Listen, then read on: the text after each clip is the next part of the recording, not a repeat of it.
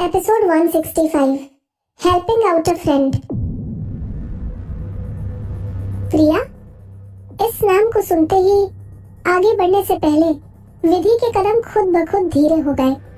Corridor के एक कोने पर एक आदमी प्रिया को जबरदस्ती पकड़कर उसके हाथों से उसके पूरे शरीर को बुरी तरह से टच कर रहा था। प्रिया की आंखें लाल हो रखी थी। वो बस उस आदमी के हाथों से छूटना चाहती थी। छोड़ दो मुझे चौटाला सर, मैं उस तरह की लड़की नहीं हूँ, प्रिया ने रोते हुए कहा। तुम उस तरह की लड़की नहीं हो? चौटाला चालाकी से हंसा। नाटक करना बंद करो। मुझे नाटक करने वाली लड़कियां बिल्कुल पसंद नहीं। देखो, मैं तुमसे साफ साफ पूछ रहा हूँ। तुमने ही तो मुक्ति से कहा था कि तुम्हें कोई अमीर बॉयफ्रेंड चाहिए। मुक्ति मुझे सब बता चुकी है। तुम्हें परेशान होने की जरूरत नहीं है। जब तक तुम मेरी अच्छे से सेवा करती रहोगी तब तक तुम्हें कोई हाथ भी नहीं लगाने वाला। और तो और, मैं तुम्हें प्रॉमिस करता हूँ कि music in the valley festival के बाद मैं तुम्हारी पॉपुलैरिटी को आसमान तक पहुँचा दूंगा। इन सब के बीच मुक्ति कहाँ से आ गई? विधि ने चौटाला की सारी बातें सुनकर अपने आप से कहा। पहले तो विधि हैरान रह गई, लेकिन कुछ देर सोचने के बाद फाइनली विधि को समझ आया कि यहाँ क्या चल रहा है। प्रिया ने जरूर गलती से मुक्ति को ऑफेंड कर दिया होगा, और मुक्ति का नेचर जानते हुए विधि ने अंदाजा लगा लिया कि जरूर मुक्ति प्रिया से बदला लेने के लिए चौटाला से ये सब कुछ करवा ही रही होगी। कुछ पलों तक ध्यान से सोचने के बाद विधि प्रिया की मदद करने से पीछे नहीं हटी। उसका हाथ छोड़ो, विधि ने कॉरिडोर में चिल्लाकर कहा, और अचानक से उसने चौटाला को धक्का दे दिया। अचानक धक्का लगने की वजह से चौटाला को सिचुएशन समझने में टाइम लग गया, और तब तक वो मुंह के बल जमीन पर गिर चुका था। उसको वापस अपने पैरों पर खड़ा होने में टाइम लग गया। जब उसे खड़े होकर ये समझ आया कि उसे लड़की ने धक्का देकर जमीन पर गिरा दिया, तब उसका सारा एटीट्यूड मिट्टी में मिल गया। वो शर्मिंदा और गुस्सा होने के सिवा कुछ नहीं कर सकता था। तुम हम दोनों के बीच में पड़ने वाली कौन होती हो? यहाँ से चुपचाप निकल जाओ, वरना मैं कॉल करके लोगों को बुला लूंगी। विधि ने एक हाथ से प्रिया को संभाला और दूसरे हाथ पर अपना फोन पकड़ लिया। विधि की वार्निंग दे रही नजरों से चौटाला को तुरंत महसूस हो गया कि यहाँ वो अब कुछ नहीं कर सकता। चौटाला को ये बात काफी अजीब लगी। उसके सामने खड़ी बच्ची जैसे दिखने वाली लड़की की आंखों में इतना गुस्सा कैसे हो सकता था? उस लड़की की आंखों से ऐसा लग रहा था जैसे कि सब उसके नीचे दबे हुए हो। चौटाला को डर था कहीं उसके सामने खड़ी लड़की फोन करके दूसरे लोगों को न बुला ले। इसीलिए चौटाला ने उन दोनों लड़कियों को देखकर वहां से निकलने का सोचा। तुम दोनों अब मुझसे बचकर रहना, अच्छा होगा कि तुम कभी मेरे सामने ना आओ। चौटाला को वहां से जाते देख विधि ने राहत की सांस ली। प्रिया जोर जोर से रोते हुए विधि के गले लग गई। विदुषी, मैं बहुत डर गई थी। प्रिया ने रोते हुए विधि को सारा किस्सा बताया। वो इस कॉरिडोर से निकल रही थी, तभी चौटाला ने उसका हाथ पकड़कर अपनी तरफ खींच लिया और उसके साथ जबरदस्ती करने लगा। थैंक गॉड, तुम बिल्कुल सही टाइम पर यहाँ आ गई। प्रिया फूट फूट कर रोने लगी। वरना न जाने आज मेरे साथ क्या हो जाता? विधि ने पूछा। वैसे तुमने अभी मुक्ति का नाम लिया था, क्या तुम्हारे और मुक्ति के बीच कुछ हुआ था क्या? प्रिया हैरान रह गई। वो बहुत देर तक सोचने लगी, तभी अचानक से उसने विधि को अजीब ढंग से देखा। मुझे लगता है जब पहले दिन हमारे ड्रेसिंग रूम बदल रहे थे तब मैं तुमसे मिलने के लिए बहुत खुश थी। शायद मुझे उस समय मुक्ति घूर घूर कर देख रही थी। मैं तुम्हें उसके एक्सप्रेशंस के बारे में बता भी नहीं सकती। काफी डरावने एक्सप्रेशंस थे। बस इतनी सी बात। विधि चालाकी से हंसी, जैसे कि उसने प्रिया के मन की बात पढ़ ली हो। मुक्ति बहुत ज्यादा चिड़चिड़ी लड़की थी और वो किसी से बदला लेने के चक्कर में किसी भी हद तक गिर सकती थी। तो ये चौटाला सर कौन है? उसने पूछा। चौटाला सर? चौटाला का नाम सुनते ही प्रिया के एक्सप्रेशंस बदल गए। वो इस टीवी स्टेशन क्रू का एक मेंबर है और सिलेक्शन राउंड के बाद होने वाले रिवाइवल कॉन्टेस्ट का इंचार्ज। पहले कुछ हुए राउंड्स के बाद रिवाइवल कॉन्टेस्ट के लिए 10 लोग सिलेक्ट हुए हैं। आज के फाइनल राउंड के बाद टोटल 20 लोग रिवाइवल कॉन्टेस्ट के लिए सिलेक्ट होंगे। चौटाला सर उन सबको एंट्री नंबर के साथ अपनी तरफ से सॉन्ग का जेनर बताएंगे। चौटाला की अथॉरिटी छोटी नहीं थी। अगर देखा जाए तो इसीलिए चौटाला को लगा कि प्रिया उसको अपना बॉयफ्रेंड बनाने के लिए मान जाएगी। विधि कुछ दिनों से अपने ख्यालों में खोई हुई थी और इसीलिए उसका ध्यान सिलेक्शन के प्रोसेस पर नहीं गया।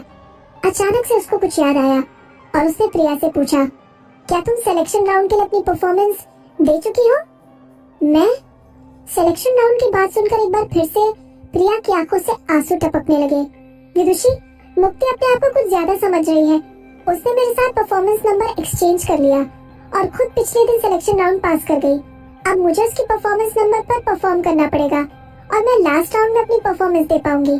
और सिर्फ यही नहीं, उसने चौटाला सर की नजरों में भी गिरा दिया। क्या प्रिया लास्ट राउंड की टाइम में परफॉर्मेंस करेगी? विधि ने अपने आप से कहा। विधि को अच्छे से सिचुएशन समझ आने लगी। मुक्ति ने प्रिया के साथ ऐसा इसीलिए किया क्योंकि लास्ट राउंड के समय किसी को प्रोड्यूसर की टीम के बारे में नहीं पता।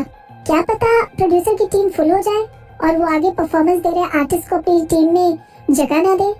और तो और रिवाइवल कॉन्टेस्ट के दौरान 20 आर्टिस्ट एक दूसरे से कम्पीट करेंगे और आखिर में एक बचेगा। दीदी ने अपने पास एक लड़की को देखा है जो कि उसके साथ गले लगकर रो रही थी। क्या वो लड़की हमेशा से टाइम म्यूजिक एंटरटेनमेंट में इतनी इनजस्टिस सहती आई थी?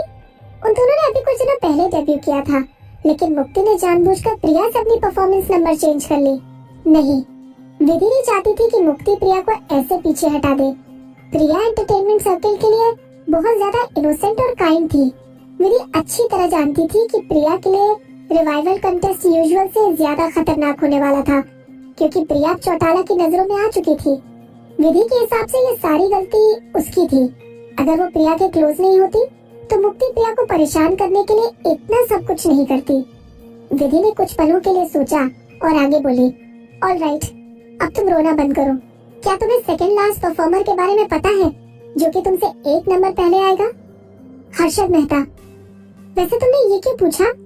प्रिया ने अपने हाथों को रोकने की कोशिश की और फिर कंफ्यूज होकर विधि को देखने लगी। नहीं, कुछ खास नहीं, मैं तो बस वैसे ही पूछ रही हूँ। विधि ने प्रिया के सर पर हाथ फेरा और आगे बोली, मुझे लगता है कि तुम्हें अब मेकअप की जरूरत है। तुमने रो रो कर अपना सारा मेकअप खराब कर दिया है। तुम अगले राउंड में सेलेक्ट होने से पहले टचअप ले लो।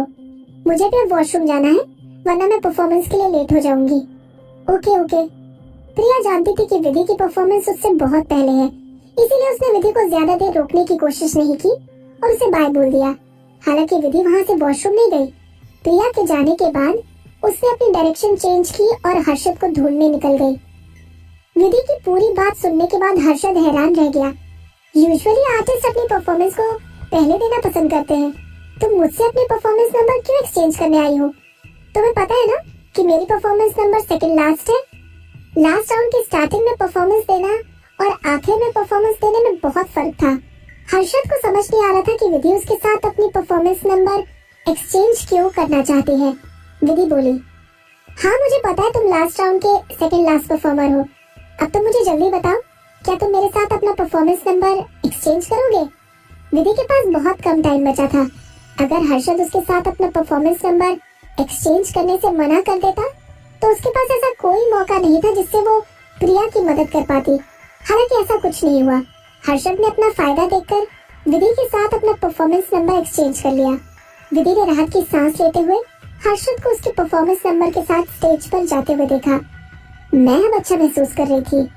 सेकंड लास्ट पोजीशन मिलने के बाद अगर सारे प्रोड्यूसर्स की टीम पूरी हो गई तो वो और प्रिया दोनों रिवाइवल कॉन्टेस्ट में नहीं पहुंच पाएंगे और ऐसा करने से विधि के पास प्रिया को बचाने का चांस होगा। ओरिजिनली विधि ने पहले सोचा था कि वो खुद से प्रिया की परफॉर्मिंग पोजीशन एक्सचेंज कर ले, लेकिन प्रिया पहले से ही मुक्ति के साथ अपनी परफॉर्मेंस पोजीशन एक्सचेंज कर चुकी थी, इसलिए उसके पास फिर से एक्सचेंज करने का मौका ही नहीं था।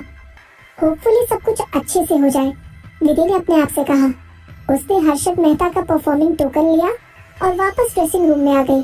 जैसे ही उसने ड्रेसिंग रूम का दरवाजा खोला, वैसे ही वहाँ बैठे विविड डांस एंटरटेनमेंट के सारे लोग उसको घूर कर देखने लगे। विदुषी, क्या तुम्हारा दिमाग खराब हो गया है?